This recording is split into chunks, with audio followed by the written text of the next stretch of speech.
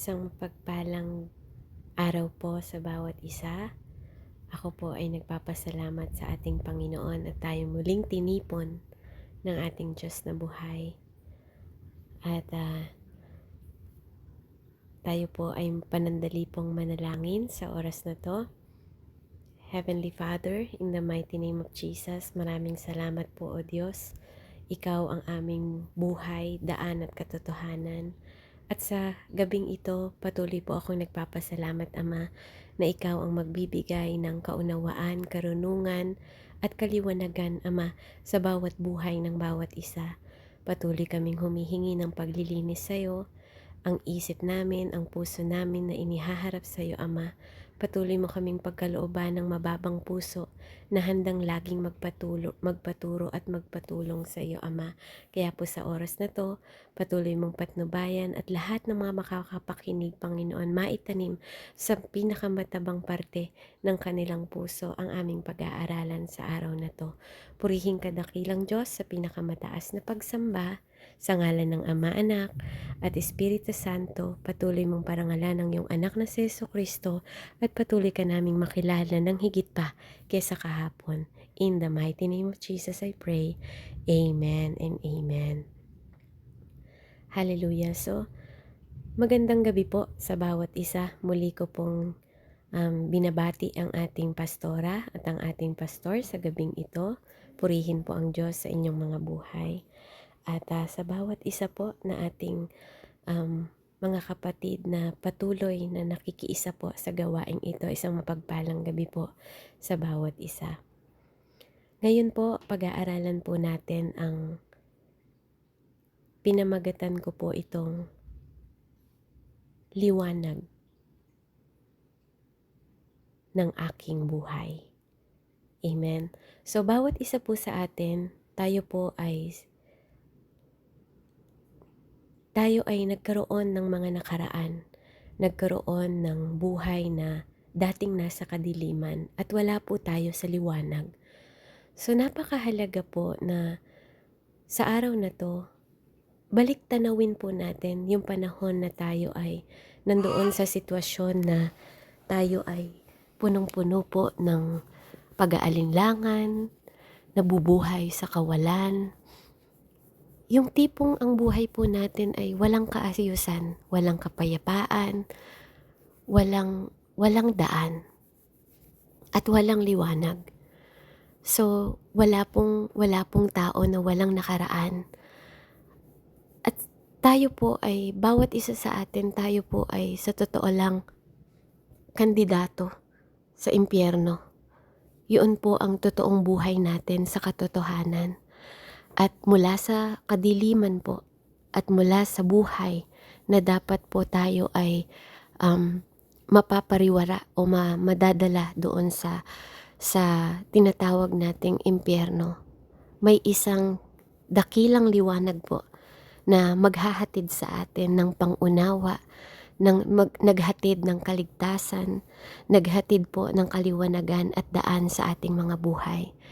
Ngayong gabi po, hayaan nyo na maihayag po sa pamamagitan ng aking buhay ang mensaheng ito, kung paano ko ring naranasan at kung paano ng bawat isa sa atin naranasan at natagpuan po ang liwanag ng aking buhay o liwanag ng ating buhay. Sama-sama po tayo magbuklat sa Psalm 119 verse 105. Ang sabi po dito,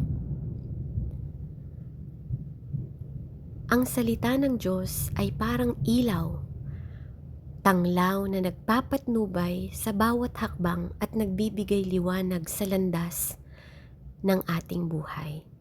So, salamat po sa Panginoon dahil sa kanyang mga salita. Ito po ang nagbigay sa atin ng tamang direksyon upang maiwasan po natin ang lahat ng kapahamakan at makapili po tayo ng tamang desisyon sa ating buhay na nagpatibay po sa ating relasyon at pagtitiwala sa Panginoon. So dito po sa salitang ito, makikita po natin na ito yung magtuturo po sa atin, amen, ng buhay Ito po yung tinatawag nating salita ng Diyos. So, katulad po ng sabi ko, lahat tayo may nakaraan. At naniniwala po ako na bawat nilalang tayo ay hindi nakaabot sa kaluwalhatian ng Panginoon. At ang ating ama dati po ay ang Diablo, ang ama ng kadiliman. Subalit napakabuti po sa biyaya po ng Panginoon at kagandahang loob niya sa bawat isa sa atin. May ginamit na tao, may ginamit siya para matagpuan natin na sa buhay pala ng ating kadiliman, may liwanag po na nag-aantay sa atin. Para pong gabi, 'di ba? Na pag natutulog tayo sa gabi, lagi pong may umaga na sumisimbolo ng bagong pag-asa, bagong buhay. Amen? Katulad po ng pagdidesisyon ng Panginoon na tayo po ay iligtas niya. At siya ang naghatid ng liwanag sa ating buhay. Sa salita po ng Panginoon, sinasabi niya na tayo ang liwanag at asin. At hindi po yun naganap na tayo lang ay basta naging liwanag. Meron pong Diyos na naghatid po ng kaliwanagan sa ating buhay. At dahil sa salita ng Diyos na ating pong pinagbubulayan bawat araw, sabi nga po niya sa Joshua 1:8, diba? Bulay-bulayin daw po natin ang kanyang salita araw at gabi. Kasi ito po yung nagbibigay sa atin ng pag-asa at nagbibigay po ng katotohanan. Bakit kailangan natin, kapatid, bulay-bulayin ang salita ng Panginoon? Sa mundo pong ito na punong-puno po ng kaguluhan, kailangan nating makita ang katotohanan. At ang katotohanan ito po ay matatagpuan lang natin sa ating Diyos. Bawat buhay po natin, kailangan nagsisimula tayo sa Panginoon. Sabi nga, ang taong walang Diyos, wala po itong kakahinatnan. Ang taong hiwalay sa Diyos, wala po tayong matatagpuan na kapayapaan, wala tayong matatagpuan na buhay. Kumbaga sa madaling salita po, magiging walang kabuluhan ang isang buhay na wala pong Diyos. So bakit ang salita ng Diyos ang nagiging tanglaw at ilaw natin? Ang salita po ng Diyos, na katulad na sinasabi niya sa kanyang sa salita po ng Panginoon na ang salita ay naging tao. Amen. Sa katauhan po ni Jesus Christ na ating Panginoon, sarili nating tagapagligtas, dito po natin nakita ang kahalagahan ng pag-ibig. Amen. Dahil sa salita na to na nagkatawang tao, ang bugtong na anak na inalay ng ating Diyos Ama para tayo pong lahat ay makatagpo po ng pag-ibig na unconditional. Hindi po katulad ng mga pag-ibig natin na nasa condition lang. Dahil sa salita ng Diyos, nakita natin kung gaano kalalim ang pagmamahal ng Panginoon sa atin na nagbabago po ng ating pag-iisip at ng ating puso. Kaya napakahalaga po na bakit kailangan nating bulay-bulay ng salita ng Panginoon, at sabi po ito yung magiging tanglaw ng ating buhay. Sa bawat paghakbang po natin sa liwanag ng Diyos, alam niyo po ang nangyayari sa atin, na tayong dating nakatira sa kadiliman, the more tayong lumalapit sa Diyos, the more na tayo nagsasaliksik sa salita ng Panginoon, lalo nating nakikita yung ating karumihan, lalo nating nakikita yung ating pangangailangan. Nangangailangan po ang bawat isa sa atin ng tagapagligtas. Kaya the more nating nakikita yung hiwaga ng liwanag ng Diyos, the more nating nakikita na tayo pala ay dati talagang nakatira sa kadiliman. Salamat sa liwanag ng Diyos po na naging kabahagi po tayo. Dahil doon, malaya tayong makita ang katotohanan na dati po tayong nabubuhay sa kasinungalingan ng mundong ito. Na dati ang sinasabi ng mundong ito, magtiwala tayo sa sarili natin. Ngunit nung tayo ay nagbababad na po sa salita ng Diyos, ano pong sinasabi ng salita ng Panginoon? Diba? Na huwag tayong magtiwala sa sariling kaunawaan lang natin, kundi magtiwala po tayo sa Diyos. Sabi din ng mundong ito, diba po, magtiwala tayo sa ating pakiramdam, diba? Sa puso natin. Pero sabi po ng Panginoong Diyos, 'di ba, ang puso natin ay mandaraya at walang nakakaalam po nito kundi ang Panginoon. Kaya salamat po sa Panginoon dahil sa salita ng Diyos nakita natin doon na ang puso natin pwede pong baguhin ng Panginoon. Papalitan niya ng bagong puso kung saan doon natin mamamahal ng tapat ang Panginoon at nagkakaroon tayo ng pagmamahal na nagmumula sa Diyos para ibigay natin sa kapwa natin. Kaya po naranasan natin dahil sa pag-ibig ng Diyos at pusong bagong puso na pinalit niya sa atin, namamahal natin at napapatawad natin even yung mga kaaway natin. Kaya dahil sa salita, ito yung naging liwanag, naging lampara ng buhay natin kung paanong nakakapagdesisyon tayo ng tama at mabuti, kalugod-lugod at karapat-dapat sa harap ng Panginoon. Yung dating mata natin na bulog sa katotohanan, nakita natin ang katotohanan. At dahil sa katotohanan na to, ito po yung nagpapalakas sa atin. Sa katotohanan na sa salita ng Diyos at sa lahat ng ginawa niya, tayo ay nilinis.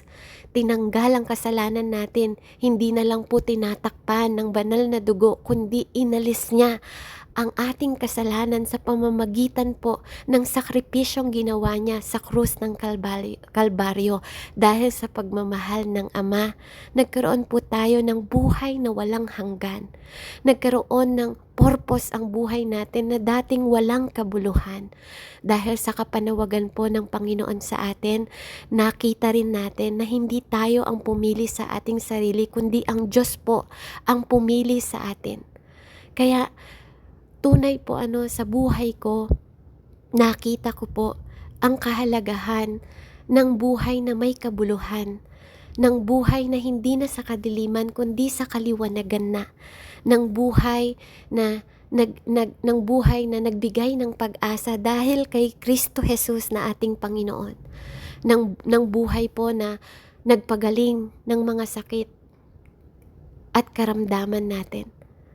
Kaya salamat po sa ating Diyos na talagang mabiyaya po at dahil sa kanyang kagandahang loob na nakita natin po, na na-share sa atin ng ibang tao, natagpuan natin yung buhay, di ba po? Yung katotohanan at yung daan patungo sa ating Diyos na buhay na si Jesucristo. Kaya ako po, bilang patotoo at conclusion ko, nagpapasalamat po ako sa Panginoon dahil sa kabutihan po ng ating Diyos, nakita ko ang pagbabago. Nakita ko ang liwanag na wala pong imposible sa Panginoon kung tayo po ay magkakaroon ng willingness na sumunod sa kanyang mga salita at tanggapin na sa buhay ko na to, kailangan ko ng Diyos at sarili kong tagapagligtas, na hindi ko kayang linisin ang aking buhay, hindi ko kayang iligtas ang aking buhay at hindi ko kayang pumunta sa liwanag ng mag-isa po. Kailangan ko ng Kristo sa buhay. At nagpapasalamat po ako dahil sa mga tao na nag-share ng gospel sa akin, dahil sa mga taong gumagabay sa akin sa Panginoon, lalo ko po siyang nakilala. At sa panahon na nakikilala ko po ang Panginoon, doon ko nakita yung unconditional love niya na nakahanda para sa akin. Yung pagpili niya sa akin, yung pagtawag niya sa akin para maging liwanag at asin po ako sa mundong ito, para mailigtas ko rin yung mga tao sa kadiliman kung nasaan man sila ngayon. Kaya nagpapasalamat po ako sa kagandahang loob ng ating Panginoon na sa pamamagitan ng kanyang banal na salita na ating inaaral araw at gabi po, at even sa mga fellowship natin, patuloy po nating dili-diliin ito upang hindi na tayo patuloy na lumakad sa kadiliman. At ito po ang magbigay ng leading sa atin sa buhay natin na dating magulo, para mailid po tayo sa kapayapaan, sa buhay na dating sira, para po i-recycle ng Panginoon, i-redirect niya po tayo sa tamang daan na siya lang ang nakakaalam kung saan. Doon ko po natagpuan yung plano niya, na ang plano niya po na dinideklara para sa bawat isa sa atin na may mabuti siyang plano sa atin. Hindi po para tayo ay pahirapan, kundi para ibigay ang buhay na ganap sa bawat isa sa atin. Plano na hindi tayo mapahamak. Plano po na magbibigay sa atin ng pag-asa sa panahon na tayo ay nawawalan ng pag-asa, dahil siya ang Diyos, siya po ang Alpha and Omega. Diyos na nagmamalasakit, Diyos na nagmamahal, Diyos na nagpapatawad at naglilinis ng ating mga kasalanan kahit gaano pa po karumi at gaano pa tayo kaputik. Handa po siya at willing niya tayong yakapin at dalin po sa kaliwanagan. At dahil sa salita na to, nakita ko po ang kabuluhan ng aking buhay na nagbigay ng pag-asa sa akin. Hindi lang sa akin, pati po sa aking asawa at mga anak na kasama ko ngayon, na nililid tayo ng salita ng Diyos para makasunod po tayo at magkaroon tayo ng pangunawa. Mahalaga din po na ang salita po ay binubulay natin ng may pangunawa, malalim na pangunawa at pagkilala sa Panginoon na yon, na hindi na lang natin siya kinikilala kundi hindi na lang po natin siya kilala, kundi kinikilala natin siya sa pamamagitan ng ating pagsunod at banal na takot po na atin pong nararamdaman na maglalayo sa atin sa kasalanan, dahil nakikita natin ang katotohanan sa kanyang salita na siya pong gumagabay sa ating daan patungo po sa inihanda niya na buhay na walang hanggan. Kaya bawat isa po sa atin, inaanyayahan ko po ang bawat isa na tayo po ay patuloy na magsiyasat, patuloy na siyasatin natin yung ating puso sa salamin po ng mga salita ng Diyos.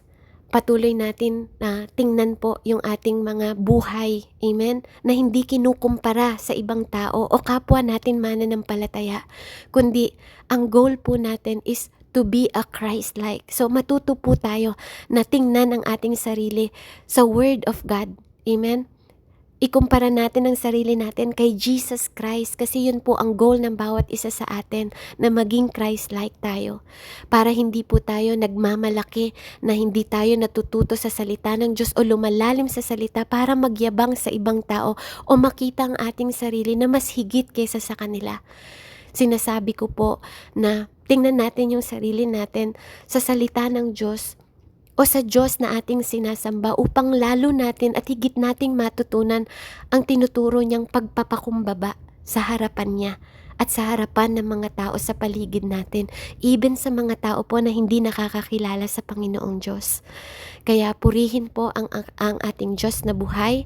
Nawa po patuloy kayong may natututunan at may napupulot pong mga aral sa ating mga pinagsasaluhan na salita.